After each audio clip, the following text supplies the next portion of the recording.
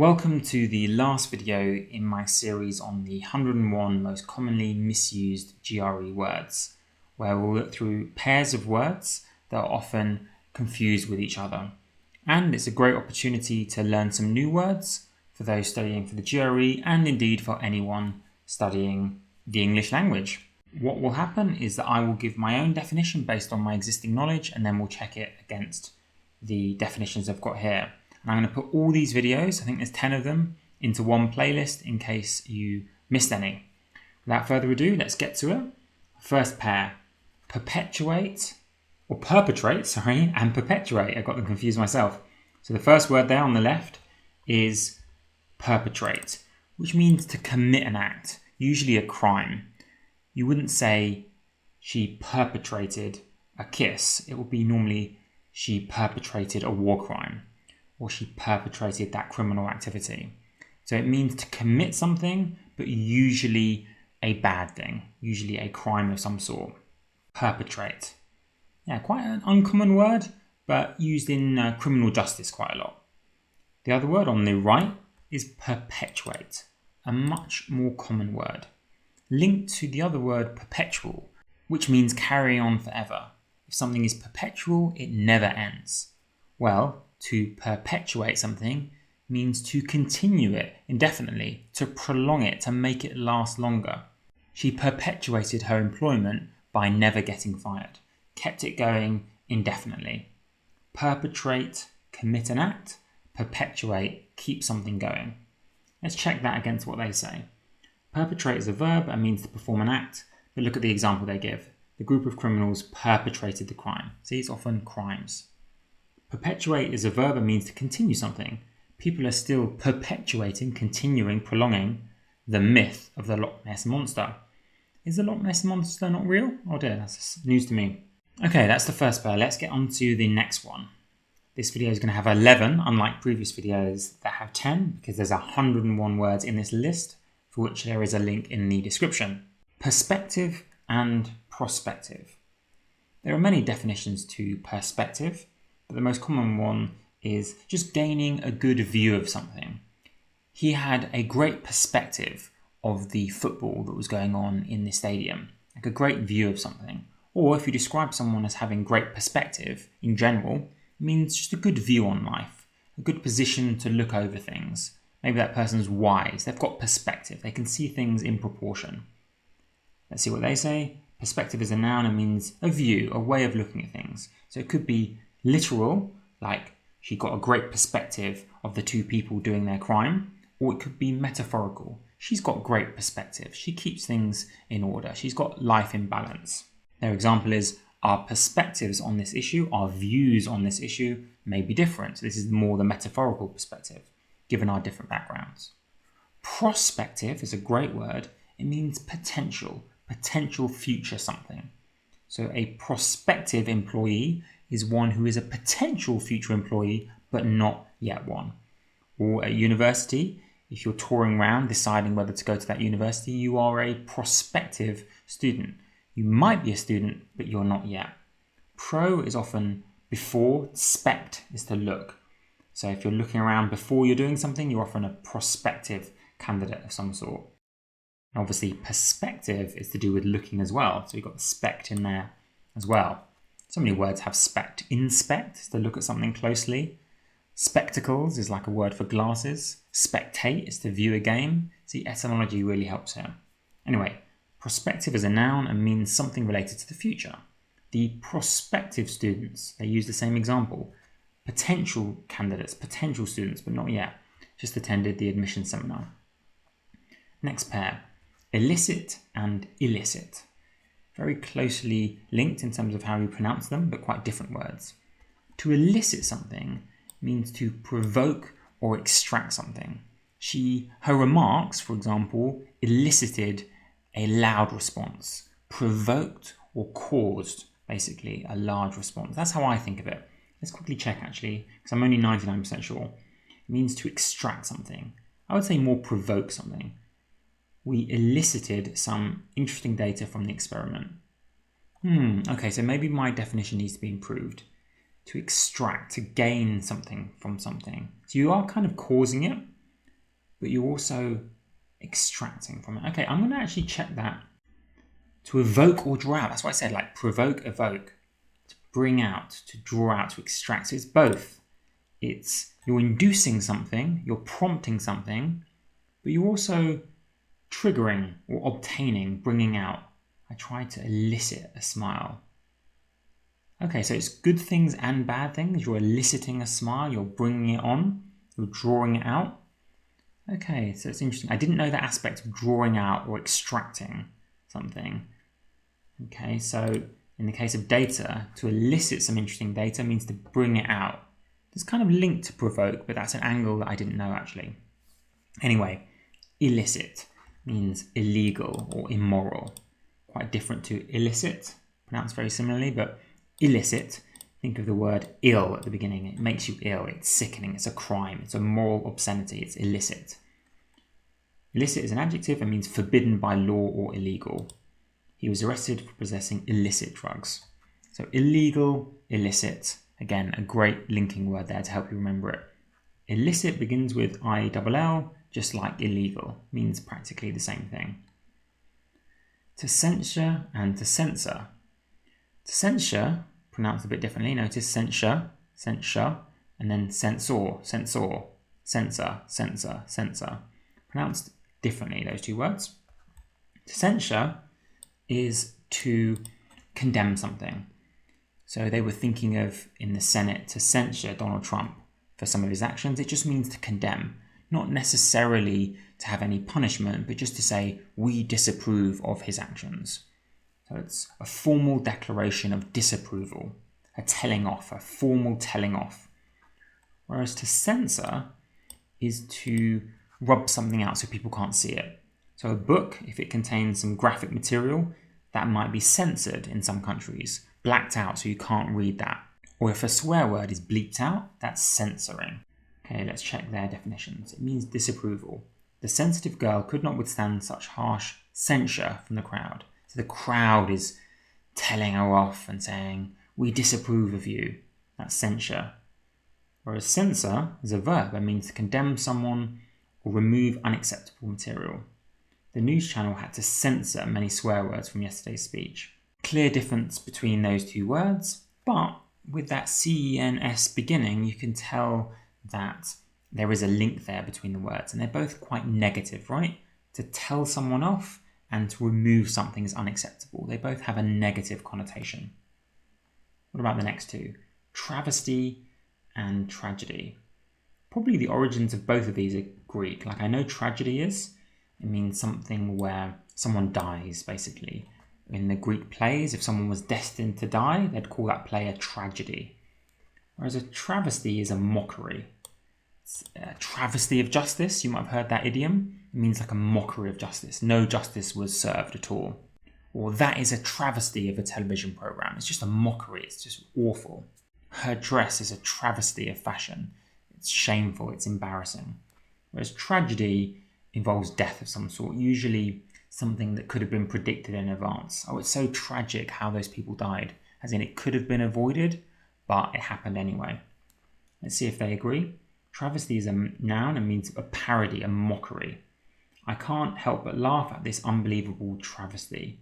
It's embarrassing, it's awful. Both of them have a negative connotation, but it's awful because it's a mockery, whereas tragedy, it's awful because someone dies. Sad incident. That's not a really great definition. What a tragedy it was yesterday when the minster was shot dead in front of the media. Exactly.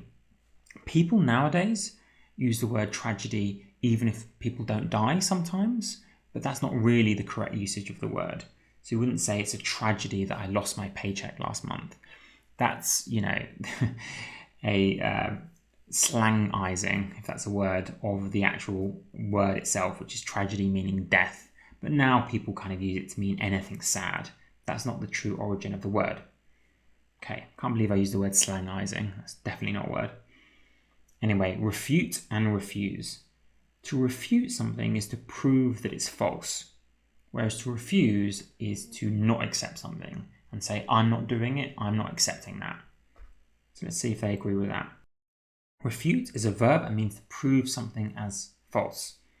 Notice the re at the beginning of both of them. Etymologically, it's a response to something else. Whenever you see a re, it's a response to something that's already happened, like the word react, refute, refuse, respond. The re means you're doing something again or in reply to something else. Reply is another word. Repetition. There's always something that goes before. So refute is someone's presented you an argument. That's the thing that happened before. And then you're going to come along and prove that it's false. To refuse, someone's given you an offer or told you to do something. That's the thing that happened before. And you come along and say, no, I'm not doing it. I refuse. So a bit of interesting etymology there. Let's see what they say. I refute your stance on this issue. I've proven it wrong.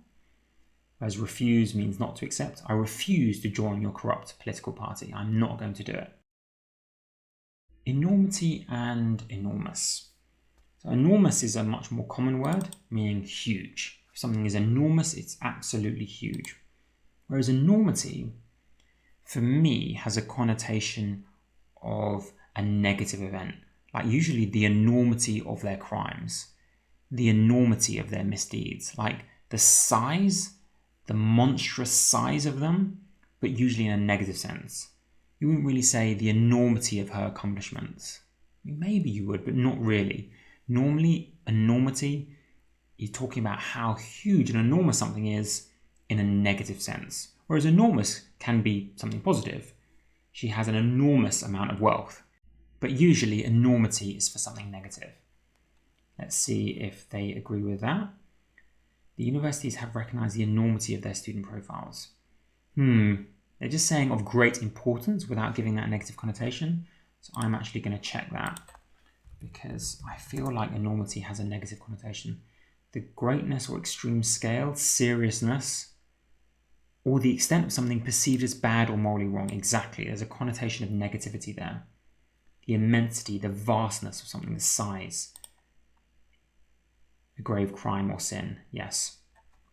Most commonly used in the idiom of like the enormity of their crimes, the enormity of their punishment, like how severe it was. Always something negative, pretty much. Okay, enormous, as we know, means huge.